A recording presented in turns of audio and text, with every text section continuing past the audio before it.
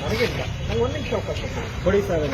ಒಂದೇ ನಿಮಿಷ ಮಾತಾಡೋದು ಸರ್. ಈಗ ನೀವು ಮಾತಾಡಿರ್ತಕ್ಕಂಥ ಬಾಬಾ ಸಾಹೇಬ್ ಅಂಬೇಡ್ಕರ್ ಬಗ್ಗೆ ಮಾತಾಡಕ್ಕೆ ನಿಮ್ಗೆ ಏನು ಯೋಗ್ಯತೆ ಇದೆ ಸರ್? ಒಂದು ನಿಮಿಷ ನಿಮ್ಗೆ ಯೋಗ್ಯತೆ ಏನಿದೆ?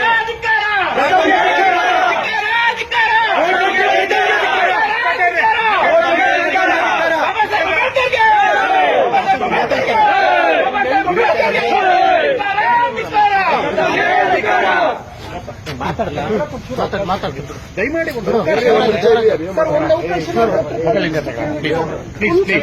ಆಯ್ತಾಯ್ತು ಕೇಳಿಸ್ಕೊಳ್ಳಿ. ಚುಚ್ಚು ಬಂದವರೇ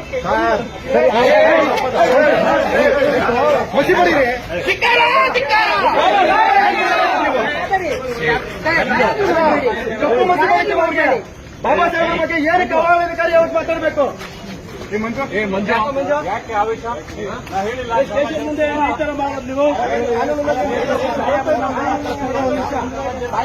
ಸಾಹೇಬ್